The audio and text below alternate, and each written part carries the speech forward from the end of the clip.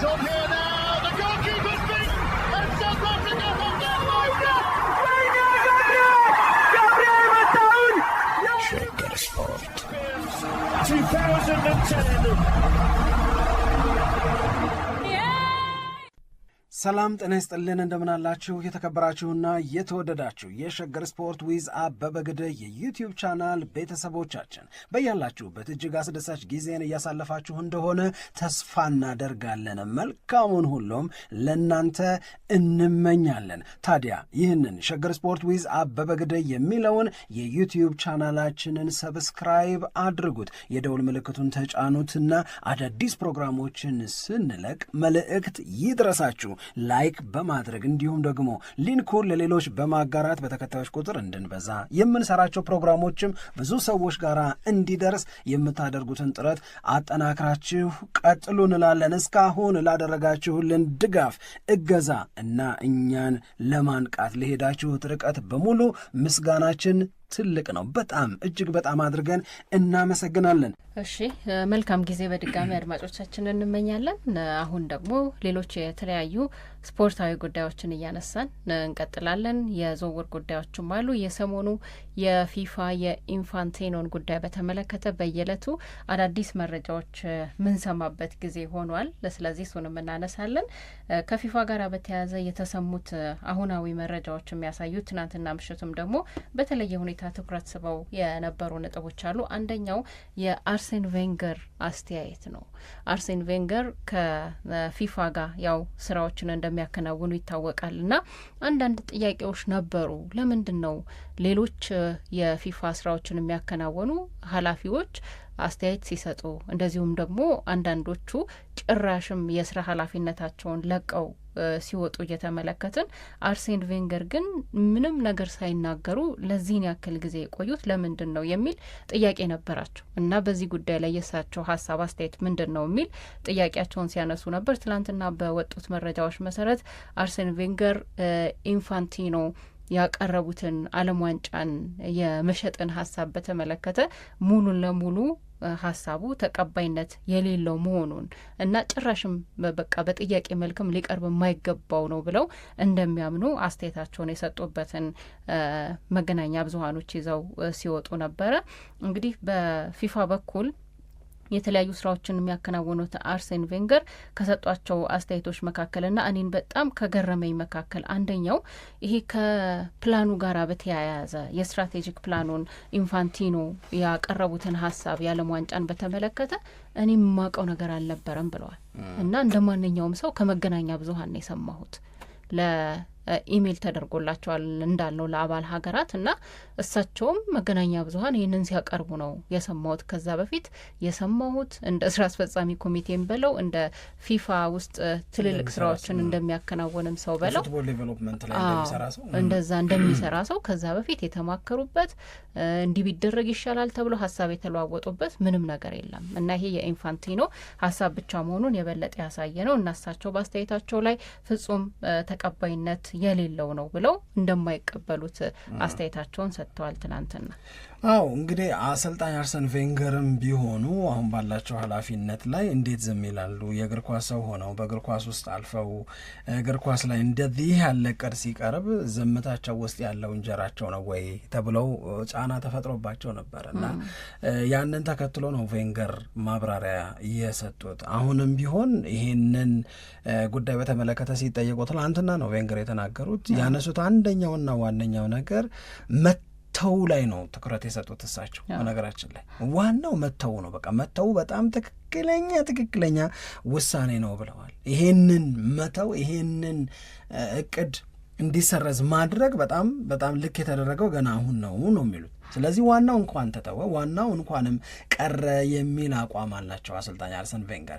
ነገር ግን የፊፋው ፕሬዚዳንት ጂያኒ ኢንፋንቲኖ እሳቸው ብቻ ሳይሆኑ ወይም አሰልጣኝ አርሰን ቬንገር ብቻ ሳይሆኑ አሁንም ከዚህም ከዛም በቃ አንዳንድ ይሄ ወደቀ ግንድ ምሳር ይበዛበታል እንደሚባለው አይነት ይሆንና እንግዲህ ግንዱ እሳቸው ከሆኑ ማለት ነው ከየአቅጣጫው ለምሳሌ ጆርዳን ብላክ ሜሊንግ ብላ ቅሬታዋን እያቀረበች ነው በፊፋ ላይ። እንዴት እንደዚህ ይደረጋል አደርጋለሁ ብላ፣ ይሄ ደግሞ ሌላ አቅጣጫ የሚይዝ ጉዳይ ነው የሚሆነው። ስለዚህ የፊፋ ፕሬዚዳንት ጂያኒ ኢንፋንቲኖ ትላንትና ለማስረዳት እንደሞከር ነው በተወሰነ ደረጃ ሀሳብም ስንሰጥበት እንደነበረው የአሜሪካው ፕሬዚዳንት ዶናልድ ትራምፕ ፊታቸውን አዙረውባቸዋል ነበር ሲባል የነበረው። ግን የአሜሪካ ፕሬዚዳንት ብቻ ሳይሆኑ ፊታቸውን ያዞሩባቸው አብረዋቸው የሚሰሩ ሰዎችም ናቸው።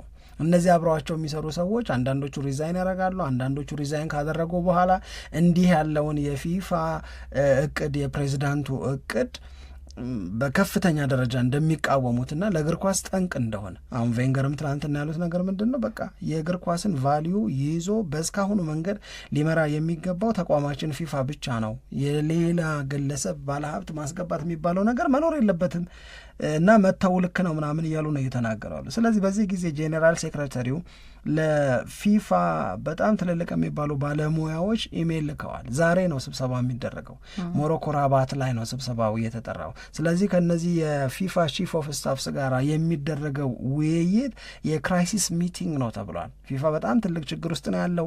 በዚህ ችግር ውስጥ ሆኖ በተለይ ፕሬዚዳንቱ በከፍተኛ ችግር ውስጥ ነው ያሉት። ስለዚህ እነዚህን ትልልቅ የሚሏቸውን ባለሙያዎቻቸውን ትልልቅ የሚሏቸውን በፊፋ ውስጥ የሚሰሩ ሰዎችን ማነጋገር፣ የእነሱን ድጋፍ ማግኘት፣ በህብረት እንዲቆሙ ማድረግ አንደኛው ጥረት ሊሆን ይችላል። ሁለተኛው ደግሞ ስማርት ከሆኑ ጂያኒ ኢንፋንቲኖ ሪዛይን ማድረጊያቸው ሊሆን ይችላል ነው የተባለው።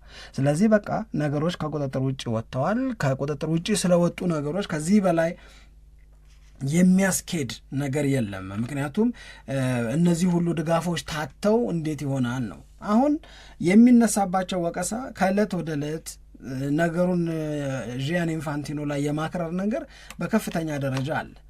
ስለዚህ አሁንም ሰውየውን በፕሬዝዳንትነት ሊያቆያቸው የሚችል ድጋፍ በተለይ ከደቡብ አሜሪካ ሀገራት ከካፍ አካባቢ በከፍተኛ ደረጃ አለ ነው የሚባለው። ምንም እንኳን ካፍም ኮምቦሜልም በዚህ ጉዳይ ላይ ምንም ያሉት ነገር ባይኖርም ሊሉ ሲገባ ዝምታን ቢመርጡም ይሄ ነገር ግን አብሮ ጎልቶ እየወጣ ጎልቶ እየተነሳ ነው የሚገኘው። ግን የፊፋ ፕሬዚዳንትን በተመለከተ የአውሮፓ ሚዲያዎች ምንድን ነው እየመከሩ ያሉት? የእግር ኳስ ባለሙያዎች ምንድን ነው እየሰጡ ያሉት ሀሳብ ሲባል አንዳንዴ እንደነዚህ ያሉ ቦታዎችን መያዝ የፊፋ ፕሬዚዳንትነትን ማለታቸው ነው። በጣም የፖለቲካል የሆነ ነገር ሊኖረሽ ይገባል። ሴንስ ማድረግ አለብሽ። እተርፋለሁ ወይ ከዚህ ነገር የሚለው አንድ ፖለቲከኛ ያውቀዋል። አይ ከዚህ ነገር አልወጣም፣ ከዚህ ነገር የመውጣት እድሌ በጣም አነስተኛ ነው። ስለዚህ አወጣጤን ላሳምር ወደሚለው ነገር ይሄዳል። አወጣጤን ላሳምር ወደሚለው ነገር ደግሞ መሄድም አለበት። ስለዚህ ጂያኒ ኢንፋንቲኖም ይሄንን ማድረጊያ ትክክለኛ ጊዜ ነው። ምክንያቱም ሰውየው ከፊፋ ፕሬዚዳንትነት አሁን ራሳቸው ፈቅደው በክብር የማይለቁም እንኳን ቢሆን እንዲለቁ መደረጉ አይቀርም። ያኔ ክብር የሚባለው ነገር መኖሩን ማንም ማረጋገጥ አይችልም ነው። ገብቶሻል? አሁን መልቀቅ ውስጥ ክብር አለ። ዘግይቶ መልቀቅ ውስጥ ግን መሰናበት፣ መባረር ይሆንና እዛ ውስጥ መጠነኛም ቢሆን መዋረዶች ሊኖሩ ይችላሉ። ስለዚህ ራስን ማዳን ከተባለ የፊፋ ፕሬዚዳንት ይሄንን ነው ማድረግ መቻል ያለባቸው ይሉና እውነት ኢንፋንቲኖ ዛሬ በክራይሲስ ሚቲንጉ ላይ ቀውስን ለማብረድ ይሁን ወይም ያጋጠመንን ችግርና ፈተና በተመለከተ እንነጋገር ተብሎ በተጠራው ስብሰባ ላይ ሪዛይን ያደርጋሉ ወይ ተብሎ በከፍተኛ ደረጃ እየተጠበቀ ነው የሚገኘው። ምናልባት ለራሳቸው ክብር የሚጨነቁ ከሆነ የፊፋ ፕሬዚዳንት ጂያኒ ኢንፋንቲኖ በዛሬው ስብሰባ ላይ ሊናገሩ የሚችሉት ነገር በጣም ብዙ ታገልኩ፣ በጣም ብዙ ሞከርኩ፣ የፊፋ ፕሬዚዳንት ነኝ፣ መልቀቄን የምትፈልጉ ከሆነ አምሬሊቱ በቃ ለመሄድ ብለው መናገር አለባቸው። በዛ ውስጥ የሚያተርፉት መጠነኛም ቢሆን ክብር አለ ብለው ኢንሲስት የሚያደርጉት ዞሮ ዞሮ ወደ መልቀቁ ነው፣ ወደ መሰናበቱ ነው። በኋላ ለእነዚህ የፊፋ ትልልቅ የሚባሉ የስራ ኃላፊዎች የተላከው ኢሜይል በጄኔራል ሴክሬታሪው በቃ በዛሬው ስብሰባ ላይ እንዲገኙ የሚያሳስብ፣ በዛሬው ስብሰባ ላይ መገኘታቸው የሚኖረውን ጥቅም የሚያስረዳ፣ ነፃ እንዲሆኑ እንዳይሳቀቁ ምናምን የሚያደርግ ነገር ነው። ግን ክሪቲካሊ የተነሳባቸው ነገር ምንድን ነው? ይሄ በድንገት የታሰበ የአንድ ጊዜ ስህተት ተደርጎ መወሰድ የለበትም ነው የሚሉት። የአንድ ጊዜ ስህተት አይደለም። የዓለም ዋንጫ እንሸጣለሁ ብሎ ሲነሱ ረጅም ጊዜ ያብሰለሰሉት፣ ረጅም ጊዜ ያወረዱት ጉዳይ ነው። ስለዚህ ጊዜ የነበራቸው ወደ ቀልባቸው ለመመለስ። ስለዚህ ቢሃይንድ ዘ ሲን የነበሩ ሰዎችን ኢንተረስ ለማሟላት ሲሉ የእግር ኳስን ህልውና አደጋ ውስጥ ከተዋል በሚለው ነው ልንረዳው የሚገባው። ልንረዳውም የምንችለው በዛ መንገድ ብቻ ነው የሚሉት። ስለዚህ ዣን ኢንፋንቲኖን በፊፋ ፕሬዚዳንትነት የሚያቆይ ምንም አይነት ነገር የለም። ሂድልን ግን በቃ ይበል ነው። አዎ እንግዲህ ቀሪዎቹ ጊዜያት ኢንፋንቲኖን የሚያተርፉ ናቸው ወይ አናውቅም። በሚቀጥለው ጊዜ ግን አንዳንዴ የሆነ ነገር እንዴት ጥምልል ብሎ እንደሚመጣብሽ ቀድሞ እሳቸውም ይህንን ነገር ማሰብ አለባቸው ነበረ እንዳላቸው ኃላፊነት የተማመኑት እኮ እና ይሄ ረጅም ጊዜ ያሰቡበት ለብቻቸው የተዘጋጁበትም ነገር ነው ብሎ ለማሰብም ደግሞ ትንሽ የሚያስቸግርም ይመስለኛል አንዳንዴ። ምክንያቱም ማለት ያለን አሜሪካ አይደለም እኮ ከሌሎች የእግር ኳስ ባለሙያዎች ጋራ ማለት ነው። ማለት እሳቸውም ይህንን ነገር እንደዚህ ላርግ ብለው ለረጅም ጊዜ ያስበውበት ሆም በቃ ተዘጋጅተውበት ያዋጣል በዚህ መንገድ ምናምን ብለው ያሰቡት ነገር አልመሰለኝም። አሁን ይሄ የድረስ ከነ ዶናልድ ትራምፕ እና ከሌሎች ባለሀብቶች ጋራ ከዚህ ከዓለም ዋንጫ ጋራ ተያይዞ በሚነሱ ሀሳቦች ወይም ደግሞ በሚደረጉ ስብሰባዎች ምናልባት እንግዲህ በጣም ሀሳቡ የጎለበተ ከነሱ ጋር የበለጠ የተነጋገሩበት ሊሆን ይችላል። እኔ የሚመስለኝ ግን የራስሽን ሰዎች ማታናግሪ፣ የስራ አስፈጻሚ ኮሚቴ አባላት ናቸው የሚባሉትን ሰዎች ማታናግሪ፣ ጉዳዩ ከሚመለከታቸው ሰዎች ጋር የማትመክሪ በአንደኛው ምክንያት ሌሎች የተማመንሽባቸው ሰዎች ይህንን አለማማከር እንድወጣው ያደርጉኛል፣ ምንም አይመጣም የሚል ስሜት እንዲሰማሽ አድርገውሽ ነው። ገብቶሻል መለሽ? ታስቦበታል። ይሄ ለሚሸጥላቸው ሰዎች ይዞ የሚመጣው ጥቅም አውጥተውታል፣ አውርደውታል፣ በደንብ አድርገው ተዘጋጅተውበታል። ከዛ በኋላ ግን ልክ ተቃውሞ እየገነገነ ሲመጣ የተማመኑባቸው ሰዎች ክደዋቸዋል ወይ ፊታቸውን አዙረውባቸዋል። የዛን ሰዓት ላይ የራስን ሰው ፍለጋ መጀመሪያ ልታማክሪያቸው ይገቡ የነበሩትን ሰዎች ኑና እንነጋገር እያልሽ ክራይሲስ ሚቲንግ እያልሽ እየጠራሽ ኑና እናውራ እስኪ ሌላ እኮ መፍትሄ ሊኖረው ይችላል በጎ እኮ አስቤ ነው የሚለው መጀመሪያ ስታስቢ ልትነግሪያቸው አይገባም እንዴ? የጋራ ውሳኔ መሆን አልነበረበትም እንዴ? በጋራ ውሳኔ ውስጥ ይሄ ነገር እንዲያልፍ መደረግ አልነበረበትም እንዴ? ያንን መጀመሪያ የዘለልሽውን ነገር አሁን ማጣፊያው ሲያጥርሽ ይዘሽው ልትነሺ በመሞከረሽ ብቻ ራስን ማትረፍ አስቸጋሪ ነው የሚመስለኝ።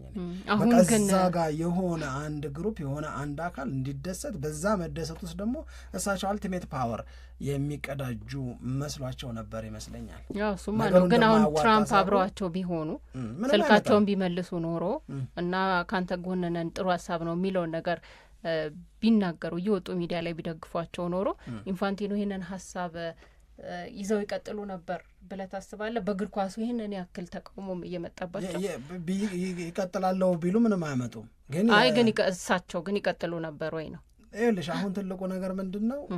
ኦፍኮርስ ሊቀጥሉ ነበር። ለዛ እኮ ነው የደወሉት። ምን ይሻላል ሊሉ አይደል የደወሉት? ጉልበቱ ለማግኘት መተማመኛ ለማግኘት። አሁን እኮ ሪፖርት የተደረገው ነገር ጉልበት ለማግኘት መተማመኛ ለማግኘት ዶናልድ ትራምፕ ጋር ደጋግመው ደወሉ ነው የተባለው። ሪፖርት የወጣው ዴይሊ ሜል ላይ ዘ ታይምስ ላይ የወጣው እንደዛ ነው የሚለው። ስለዚህ ያንን ሲያጡ የበለጠ ይደነግጣሉ፣ ለብቻ መቅረትን ፊል ያደርጉታል። ግን ዶናልድ ትራምፕም ከጎናቸው ቢሆን ይሄ ነገር እንዲፈጸም ማድረግ ይችላሉ ወይ? ሌላ ነገር ነው። ለአሜሪካም ቢሆን ከባድና አስቸጋሪ ነው የሚሆነው፣ በተለይ አውሮፓውያኖቹ እየተቃወሙ። ለምንድን ነው ከባድ የሚሆነው? እግር ኳስ ኢዝ ዲፍረንት ቲንግ ባይ ዘ ወይ፣ እንደ ሌላው ነገር አይደለም። ላይክ ለምሳሌ ኒውዚላንድ ላይ ዶናልድ ትራምፕ ይዘውት የነበረውን አቋም፣ ፖለቲካል አቋም ኒውዚላንድን እኔ ወስዳለሁ፣ ቻይናና ራሻ ለእኔ ስጋት ሆኑ፣ እነሱ ጎረቤቶቼ እንዲሆኑ አልፈልግም፣ እነሱ ኒውዚላንድን ኦኮፓይ ከማድረጋቸው በፊት እኔ በግድም ቢሆን ለእኔ እንድትሆን አደርጋታለሁ ብለው ሲሉ ኒውዚላንድ አካባቢ ፍራቻ ሲፈጠር እኮ እኔ መቼም ቢሆን በእኔ እድሜ ነው የምነግርሽ በዚህ 28-29 ዓመቴ እድሜ ውስጥ በጣም ነፍስ ካወኩ ይሻላል እንደስ እንጂ ግን የእውነቴን ነው የምነግርሽ።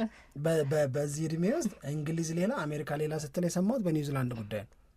የእውነቴን ነው የምነግርሽ። አሜሪካ የምትለውን እንግሊዝ ትላለች፣ እንግሊዝ የምትለውን አሜሪካ ትላለች። ዩዥዋሊ እንደዛ ነው። በዛ መንገድ ነበር የሚሰራው። አሁን ግን ኒውዚላንድ ላይ አሜሪካም፣ ፈረንሳይም፣ ጀርመንም ሁሉም ኖ ሲሉ የራሳቸውን ጦር ማዘጋጀት ሲጀምሩ ኒውዚላንድን ፕሮቴክት እናደርጋለን ምናምን ሲሉ ማለቴ አላሉም ዶናልድ ትራምፕ ገባሽ? ከቀጥተኛ አላዮችሽ ጋራ ወይም አጋዦችሽ ጋራ ምንም ስትያቸው እሳቸው እንዳሉት ከሚሉልሽ ጋራ በአንዳንድ ነገሮች አትጋጭም። ስለዚህ አሁንም በአውሮፓ እና በኮንካካፍ እንደዚሁም በኤዥያ አካባቢ እየገነገነ የመጣው ይህንን ኦልሞስት እኔ ማንም ሲደግፈው አልሰማውም። እነ ካፍም ይደግፏቸዋል ተባለ እንጂ አውጥተው አላወሩትም እኮ ይህ ኳሱን እንሽጠው የሚለው ነገር ማለት ነው። እና ፊፋ አንገብጋቢ የገንዘብ ችግርም ደግሞ የለበትም። የሚገርመኝ ደግሞ እሱ እኮ ነው። ይሁን አንገብጋቢ የችግር ጊዜ ላይ ብትሆኝ ለሰርቫይቫል ይህንን በማድረግ ችግራችንን ለምን አንወጣም? ልክ ባርሴሎና አድርጎት የማያውቀውን ነገር ታይትሌን እንሸጣለሁ እንትኔን እንደዚህ ያደርጋለሁ እንደዚህ አርጉልኝ ምናምን ያለ ገንዘብ ጄኔሬት ለማድረግ የሚኖርብሽን ፋይናንሻል ክራይሲስ ለመወጣት ስትይ የምታደርጊው ነገር አለ። እንደዛ ቢሆን አንደርስታንደብል ሊሆን ይችላል። ፊፋ ምንም የገንዘብ ችግር እኮ የለበትም። የዓለም ዋንጫን ሲፈልግ ያስፋፋል። ዛር ሜኪንግ ጉድ መኒ። ዓለም ዋንጫውን በክለቦችም ያስፋፋል። በጣም ጥሩ ገንዘብ ይሰራሉ። ምንም የስፖንሰርሺፕም የምንም የቲኬቲንግም ምንም ችግር የለባቸው። እንደው ለተጨማሪ ገንዘብ ሲባል እንደዚህ እንዴት ይደረጋል? ወደ ቪኒሺየስ ጁኒየር እሺ እነዚህ እስቲ ለማንኛውም ዛሬ የሚደረገው ስብሰባ በሞሮኮ በጣም የሚጠበቅ ነው። አስቀድመው ኢንፋንቲኖ በሞሮኮ እንደሚገኙ ያው መረጃዎችን አይተን ነበር። ያ ደግሞ ከሞሮኮ እንግዲህ የንጉሱ ክብረ በዓል ጋር በተያዘዛ ለመታደም የተገኙበት ነው እና በዛው ነው ደግሞ ያንን ስብሰባ የጠሩት። የቪኒሺየስ ጁኒየር ጉዳይ በቀጣይ በጣም የሚጠበቅ ነው። አሁን በአርሰናል ቤት በየቀኑ መረጃ እየወጣበት የሚገኘው እንደዚሁም ደግሞ ምን ተባለ የሚለውንም የብዙ የአርሰናል ደጋፊዎች ጥያቄንም እየተነሳበት የሚገኝ ነው። ለማንኛውም ቪኒሺየስ ጁኒየር ከሪያል ማድሪድ ጋራ ያው የሪያል ማድሪድ ተጫዋች ስለሆነ የቅድመ ውድድር የዝግጅት ጊዜ ላይ ነው የሚገኘው። እዛም ከቡድን ጓደኞቹ ጋራ የሚለቃቸውን ፎቶግራፎች፣ ቪዲዮዎች፣ የልምምድ ሜዳ ላይ ያሉትን ስራዎች በሙሉ ይለቃል። እሱንም ስንመለከት ነበር። በተረጋጋ መንፈስ በጥሩ ሁኔታ እዛ ላይ እንዳለ ነው እየተገለጸ የሚገኘው። የሚያሳዩት ነገሮች እነዛ ናቸው። የሚጠበቁ ነገሮች አሉ። ከሪያል ማድሪድ የበላይ ኃላፊዎች ጋር የሚያደርገው ውይይት ይጠበቃል። ትላንት በፕሮግራማችን ላይ እንደተናገር ነው ሪያል ማድሪድ ለቪኒሺየስ ጁኒየር ከአመታዊ ክፍያው ጋር በተያያዘ የተወሰነ ማሻሻያ ያደርጋለሁ ብሏል። 22 ሚሊየን በአመት ለመክፈል ነው እቅዱ ተብሏል። ቪኒሺየስ ጁኒየር ደግሞ 30 ሚሊየን በአመት እንዲከፈለው ይፈልጋል። እሱም በአቋሙ እንደጸና ነው። ሪያል ማድሪድም ከ22 በላይ ለመክፈል ፍላጎት የለውም የሚሉ ነጥቦች ወይም መረጃዎች አሉ። ብቻ ከሪያል ማድሪድ የበላይ ኃላፊዎች ጋር የሚያደርገው ውይይት በዚህ ሳምንት ይወጣሉ ተብሎ ከሚጠበቁ ዜናዎች መካከል ዛሬ ሆነ። እሺ ተነጋግረናል። ዛሬ አረጋችሁ? እሺ እኮ እንደዛ አይቼ ነበር። በዚህ ሳምንት የሚል አይቼ ነበረ። ግን ዛሬም ደግሞ ከሆነ ከሰዓት በኋላ ትልቅ ነገር የምንሰማ ይመስለኛል። የሆዜ ሞሪኒዮና የቪኒሺየስ ጁኒየር የግል ግንኙነትም ደግሞ እንዴት ሊሆን ይችላል የሚለውም አንድ የሚያሳስብና የሚጠበቅ ነገር ነው። እሱም በልምምድ ሜዳ ከሆዜ ሞሪኒዮ ጋራ ተገናኝቷል እና እዛም ሆዜ ሞሪኒዮ በጣም ደስተኛ ሆነ፣ ነጻ ሆነ፣ እግር ኳስን እንደ ድሮ በራስ መንገድ ኢንጆይ እያደረገ ማየት ምፈልግ ያ ምቾት ሊፈጥሩለት እየሞከሩ ነው። ሞሪኒዮም እውነት ለመናገር ሞሪኒዮ በጣም በከፍተኛ ደረጃ እቅዳላቸው፣ ፍላጎት አላቸው ቪኒ ጁኒየርን በሪያል ማድሪድ ቤት ውስጥ ለማቆየት የሚል መረጃ በጣም በተደጋጋሚ ነው የወጣው። ግን ያው ሞሪኒዮ ስለፈለጉ ይሆናል ማለት አይደለም። የሞሪኒዮ እንክብካቤ ብቻውን ያሳምናል ማለት አይደለም። የፍራንክ ጉዳይም ደግሞ እንደዚሁ አለ እና በሪያል ማድሪድ ቤት ውስጥ ለፕሪሲዝን ሪፖርት ካደረገበት ጊዜ ጀምሮ ከአዳዲስ የቡድን ጓደኞቹ ጋር እያሳለፈ ያለው ጊዜ እያስደሰተው እንደሆነ ይህንንም በበጎ እንደሚያየው ልምምዶች እየተከናወኑ ያሉበት አንዳንድ ቀን በቀን ሁለቴ፣ አንዳንድ ቀን በቀን አንዴ፣ አንዳንድ ቀን ደግሞ ጭራሽ ረፍት እየተሰጠ ሙሉ የውድድር ዓመቱን ከጉዳት ነጻ ግን በተሻለ ጉልበት ለሪያል ማድሪድ አሪፍ አገልግሎት የምንሰጥበትን ጊዜ ለመፍጠር የቻልን ነው ብሎ ነው የሚያስበው እሱ እና ይሄም ደግሞ በጣም ትልቅ የደስታ ስሜትን እንደፈጠረበት ነው የተናገረው እሱ። ይሄንን ከማለት ውጭ ግን በወቅታዊ ሁኔታ ዙሪያ ምንም ሌላ የጨመረው ነገር የለም። ዞሮ ዞሮ ግን ዛሬ በሪያል ማድሪድ ሰዎች እና በብሩኖ ጉማሬሽ መካከል የሚደረገው ድርድር በከፍተኛ ደረጃ ይጠበቃል የሚለውን ግን መያዝ እንችላለን ማለት ነው። ይህንን ካልን በኋላ እንግዲህ የደቡብ አሜሪካ ዘጋቢ የሆነው ቲም ቪክሪ የሚባል ሰው የቪኒሺየስ ጁኒየር ዝውውር ወደ አርሰናል የመሆን እድል ያለው ነው የሚል አስተያየትን ደግሞ ሰጥቷል። እሱ አሁን ለምንድን ነው እነ ስካይ ስፖርትስ ለምሳሌ አሁን ቲም ቪክሪን ለምንድን ነው የሚያነጋግሩት ብትይኝ፣ ዋነኛው ምናልባትም ብቸኛው የሚባለው ምክንያታቸው ደቡብ አሜሪካዊ ነው አይደለም፣ ቪኒሺየስ ጁኒየር ለመረጃዎች ቅርብ ይሆናል ነው ከአፉ ከዋናው ሶርስ ለመስማት አለ አይደለም እንደሚደረግ ጥረት አድርገሽ ብትወስጂው ቲም ቪክሪ የማይሆንበት ምንም ምክንያት የለም። ይሄ ቪኒሺየስ ጁኒየር የአርሰናል ተጫዋች ሊሆን የሚችልበት እድል አለ፣ ኦፕን ነው፣ በጣም ኦፕን ነው ብሎ ነው የሚያምነው እሱ። ያንን ለምን እንደሚያምንም ደግሞ እያስረዳ ነው የሚገኘው። አንደኛው እና ዋነኛው ነገር ግን እሱ ያነሳው በኪሊያን ምባፔና በቪኒሺየስ ጁኒየር መካከል ያለውን ነገር አቅልላችሁ አትዩት አለ። በጭራሽ አቅልላችሁ አትዩት። እዛ ላይ ምቾት ማጣት አለው ልጁ ቪኒሺየስ ጁኒየር ኢን ኩዌስችን መሆኑንም አልፈለገው። በቃ እሱ በግራ መስመር በኩል መጫወት ይፈልጋል፣ ያኛው በቃ በመሀል አጥቂነት የሚጫወት ከሆነ እዛ ላይ በቃ ሁሌም ያ ቦታ ለሱ የሆነ ነው መሆን ያለበት ብሎ ነው የሚያምነው ቪኒሺየስ ጁኒየር። ኪሊያን ምባፔም ግራውን ይፈልገዋል። ወደ ለቪኒሺየስ ጁኒየር ሲባል ሴንትራሊ እንዲጫወት ለእምባፔ ሲባል ቪኒሺየስ ጁኒየርም ደግሞ ዋጋ የሚከፍልበት ምክንያት እንዲኖር አይፈልግም። ስለዚህ መሆን አለበት ብሎ የሚያምነው ዋነኛው ነገር ይህንን ኮምፕሮማይዝ የሚያደርጉበትን ነገር መፍጠር ነው ያለባቸው የሪያል ማድሪድ ሰዎች። ግን አሁንም ዛሬ በሚደረገው የሪያል ማድሪድ እና የቪኒሺየስ ጁኒየር ድርድር ላይ የሆነ አጋጣሚ የሚፈጠር ከሆነ አርሰናል አጋጣሚውን ሊጠቀም ይችላል። ቪኒሺየስ ጁኒየርም ሃፒሊ አርሰናልን ሊቀላቀል ይችላል ብሎ ያምናል ቲም ቪክሪ የሚባለው የደቡብ አሜሪካው አናሊስት ማለት ነው። ሃፒሊ አዲስ መድፈኛ ሊሆን ይችላል። ይሄ ዛሬ የሚሰማ ከሆነ ብሩኖ ጉማሬሽን አግኝተው እንደገና በቪኒ ጉዳይም ተስፋ የበለጠ ከፍ ብሎ ዋንጫ ሲበሉ ከተደገሰው በላይ ነው መደገስ ያለ። ከባድ ነው። እሺ አድማጮቻችን በጣም እናመሰግናለን። ጥሩ ጊዜ ነው አብረን ያሳለፍ ነው። ከሰዓት በኋላ ደግሞ ሸገር ስፖርት ዊዝ አበበ ግዳይ በተሰኘው የዩቲዩብ ቻናላችን ላይ ጠብቁና የቪኔንም ሌሎች ዩናይትድንም በተመለከተ እየተሰሙ የሚገኙ መረጃዎችን ይዘን እንጠብቃቸዋለን። በያላችሁበት መልካም ቀን። ኢትዮጵያ ለዘላለም ትኖር።